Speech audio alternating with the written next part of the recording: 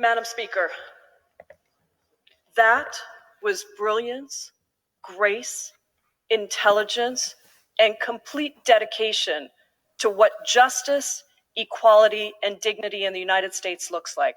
That is our colleague, Alexandria Ocasio-Cortez, and we are so grateful to her for her voice.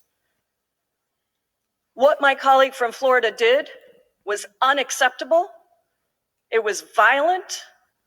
It was sexist.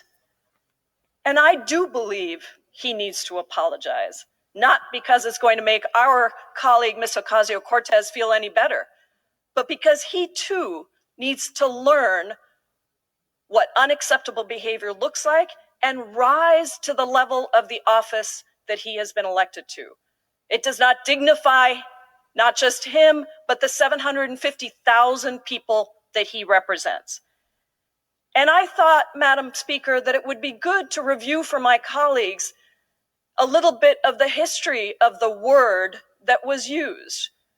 The word that begins with a B that's 5 letters and that rhymes with which. That word. From 1915 to 1930, Madam Speaker, that word suddenly took off in usage, in newspaper reports and articles. And you know why?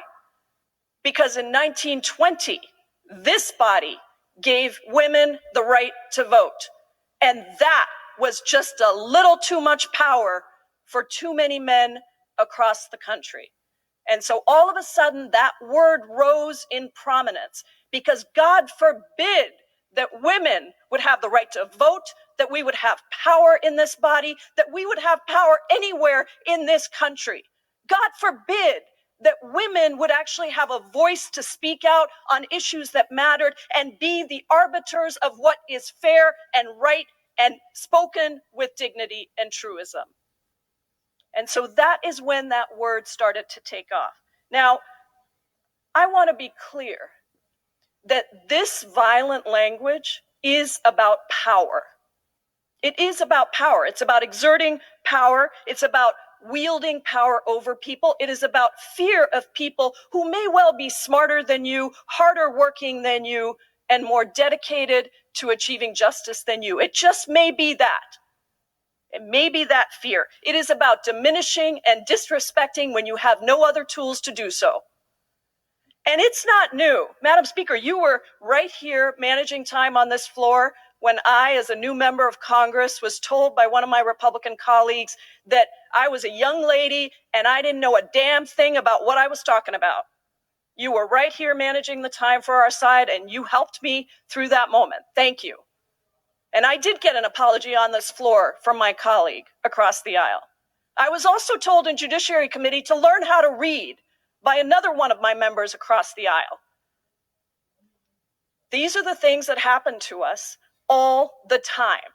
These are not jokes. They're not little things, not because they hurt us. We are way too strong for that.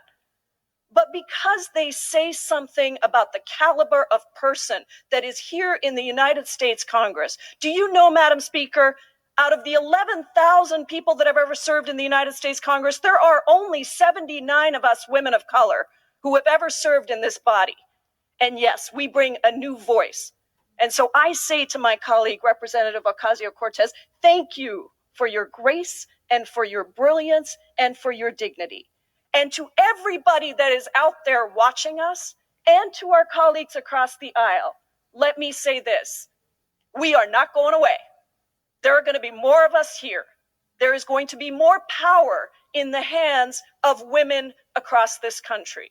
And we are going to continue to speak up. We are going to continue to say, Madam Speaker, we are going to continue to have a voice for people so that everyday working people, our sons, our daughters, and our mothers, and our wives across the country understand that somebody is standing up for them. And so, Madam Speaker, I believe Mr. Yoho should apologize. I've been on a trip with him across the globe. I never thought I would hear this kind of language from him. I really didn't. And I'm stunned, and yet at the same time, it's a pattern, and it's an old pattern. Thank you, Madam Speaker, and I thank my colleague. Thank you, Representative Jayapal. And